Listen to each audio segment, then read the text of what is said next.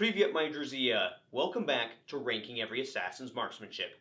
I'm Comrade Vadim, and today we'll be exploring the assassination of Serbian Prime Minister Zoran Dindic by Zvezdan Jovanovic. We'll walk through the dramatic and politically charged events that led up to this assassination, break down Jovanovic's weapon and the shot, and then we'll head out to the range to recreate this shot and see just how good of a marksman Jovanovic really was. By early 2003, Serbia and Montenegro, or the last remnants of Yugoslavia, were still reeling from a decade of war, dictatorship, and international isolation. And before I say this next sentence, once again, I apologize to anyone who's Serbian or knows these names. I do not know these names, so I'm going to butcher them. I apologize. Milosevic had been ousted in 2000, and the man leading Serbia's democratic transition was Zoran Dindic, a reformist and pro-Western prime minister pushing hard for economic restructuring, European integration, and the extradition of war criminals to The Hague. Not only was he set apart from his Montenegrin counterpart Milo Đukanovic and Yugoslav federal president Vojislav Kostanovka due to his support from the West, but he also started cracking down on organized crime and former paramilitary units that flourished under Milosevic. Chief among them was the Zemun clan, a powerful criminal organization with deep ties to former state security forces, most notably the Red Berets, Serbia's notorious special operations unit. Now, Milorad Ulemek and Zvezdan Jovanovic, who were former commanders in the Red Berets, were ideologically aligned with nationalist hardliners who viewed Dindic as a traitor. To them, he was selling Serbia out to the West, betraying national heroes, and dismantling what little power they had left. So as Dindic and the government prepared to move further against these groups of paramilitary factions, the group of ex-Red Berets struck first. Zoran Dindic just arrived at the Government of the Republic of Serbia building in Belgrade for a meeting with Swedish Foreign Minister Anna Lindh. As he steps out of his armored vehicle, he begins walking to the entrance of the building, just a few steps away. Nearly 180 meters away, in the Institute of Photogrammetry building, across a large courtyard, Zvezdan Jovanovic is sitting in a third-story window, watching. He had been sitting back in an armchair, smoking cigarettes, but when he saw the motorcade pull up, he quickly sat up and got into position. According to the official report, he's armed with an HK G3 battle rifle. He grabs his rifle and lines up the shot. As Dindic and his bodyguard begin moving towards the building, Jovanovic fires a single round. This bullet, expertly placed, tears through the side of Dindic's chest, going through both his heart and his spine. A second round, or possibly even the same round after going through Dindic, grazes his bodyguard as well. Dindic collapses on the pavement, unconscious. His security team rushes him to the hospital, but it's too late. He's pronounced dead shortly after arrival. This assassination, of course, sent shockwaves through Serbia and through the international community. Dindic had become the face of the future of Serbia, a leader committed to modernizing Serbia and leaving behind the darkness of the 1990s. And I'd say that his killing wasn't just a political assassination, it was a message from those entrenched criminal and nationalistic networks unwilling to let go. In response to his assassination, the government launched Operation Sabre, a massive crackdown on organized crime. Over 11,000 people were arrested, and dozens of major leaders from the Zemun clan and their affiliates were taken down. Now, as for Zvezdan Jovanovic and Milorad Ulemek, they were both captured, tried, and sentenced to 40 years in prison. During their trials, Jovanovic remained cold and unrepentant, reportedly saying that he assassinated Dindic to stop the betrayal of Serbians. Now, it's obvious that the state struck back hard. Dindic's assassination did expose one critical flaw. It showed just how weak the reformist movement really was. His death stalled the movement completely. It sowed fear into the people running it, and it left a legacy of what might have been, what could have been the future of Serbia, if not stopped by a single well-placed bullet.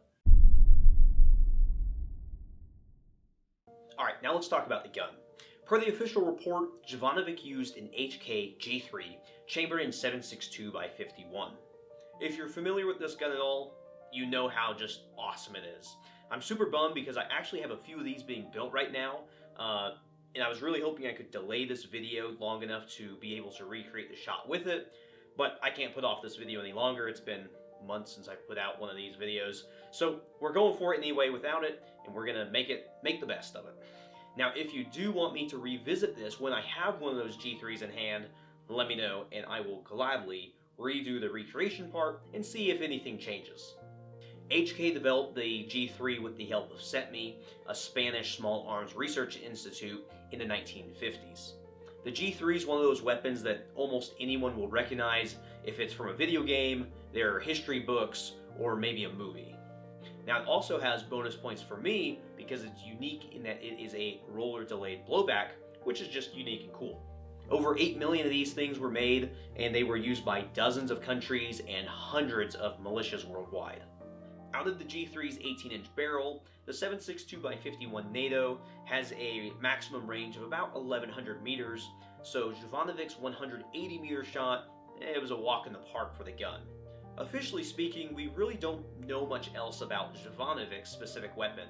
It's said that after the assassination, he took the weapon with him, he buried it, it was later found after he was captured, and I assume that means it was processed with him, but from all the court filings I found and all the research I did, I can't find anything official about the gun if it had an optic or anything beyond it's a G3. However, reading through dozens of Serbian newspaper articles and social media posts and even court filings, I did uncover some internet drama that happened on Facebook in 2013 on the 10th anniversary of Zoran Dindic's assassination.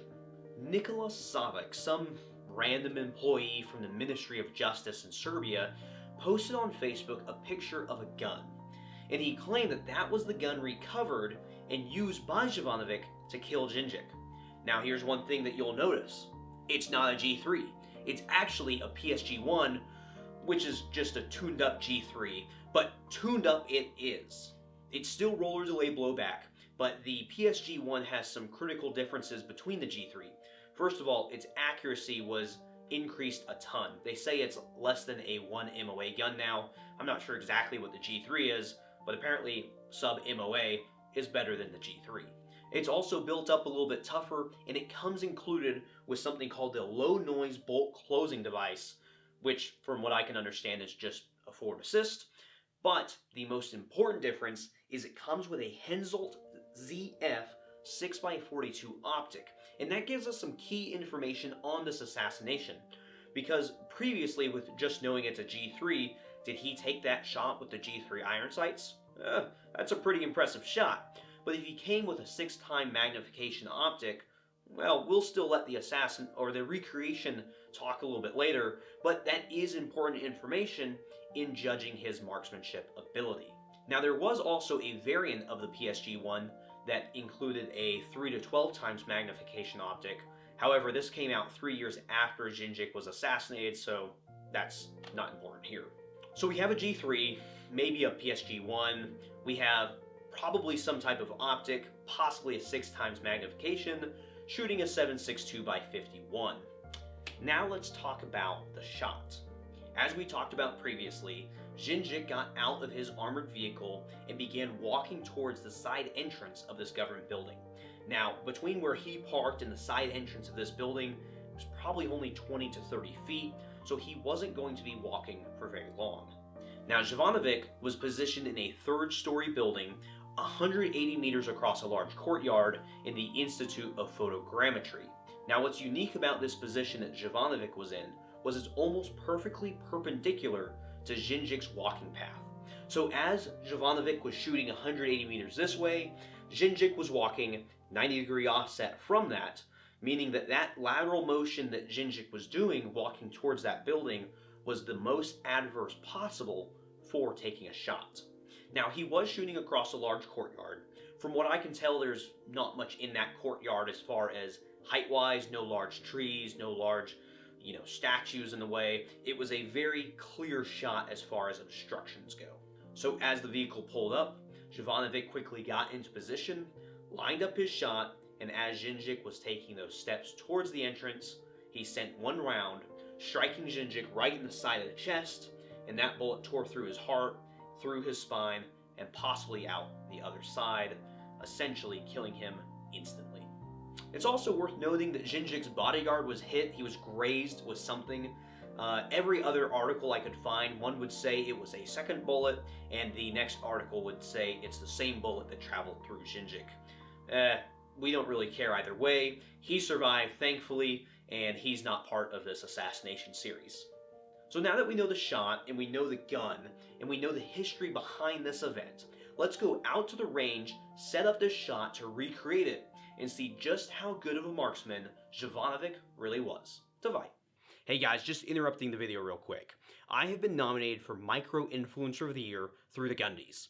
If you're not familiar with the Gundies, they are a firearm/pro Second Amendment award ceremony that honors the most influential people in that sphere. Now, I've been nominated for the Micro Influencer Award, which is showing off content creators with less than 50,000 subscribers. Now, voting is open from today until December 15th, 2025. You can vote every single day, and I'd really appreciate if you could go on there, sign up, and vote for me every single day. It'd mean a lot to me. If we were to win this, it would be a huge step for this community, and I look forward to being part of something bigger. All right, back to the video.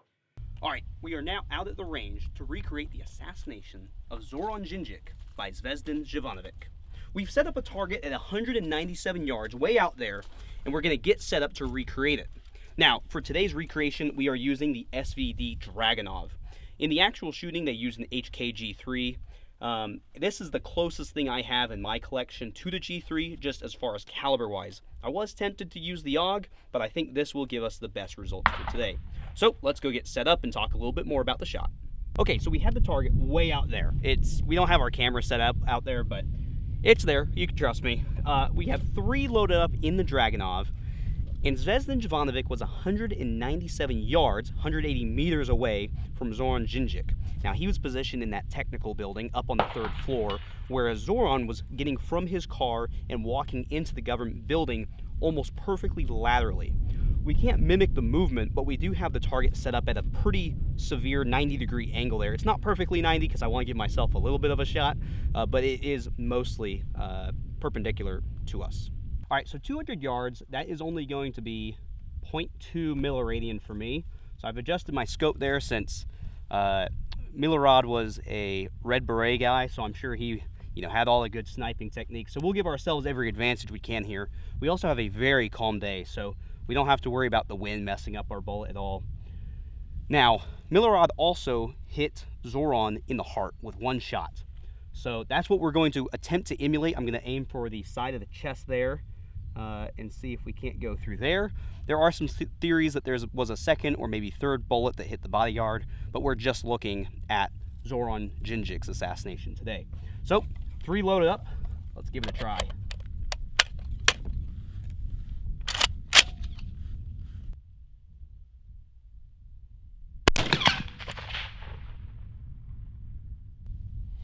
I can't see it through my scope, but after our 3 shots, we'll go down there and see what it looks like. So let's go ahead and give the second shot a try here.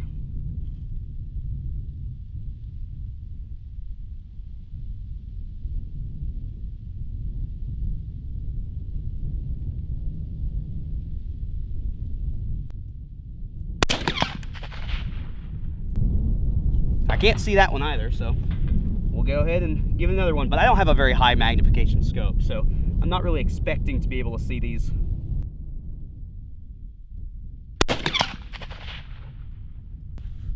All right, that's all we got. Let's go check it out. All right, we brought Zoran Dindic back up here to look at. And as you can see, we have 2 very solid hits on the head. I was aiming kind of for down here. We were hitting a little high, so that's just on my load, knowing where to aim. That's all right, because those 2 shots will be perfectly lethal on a real target. So I'd say we did our job here. And I would bet that 3rd shot, considering that group right there, is probably somewhere just right around there and would have done its job too. So from everything we've seen today, the 197 yard shot, 180 meter shot on Zoran Dindic, walking perpendicular to Zvezdan Jovanovic, right in the heart, for us right in the head. That is a very lethal shot. It's the longest shot that we've seen here on Ranking Every Assassin's Marksmanship history, and I think it's going to be hard to beat.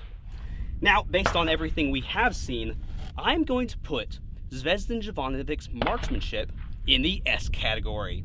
Now, let's get rid of the body.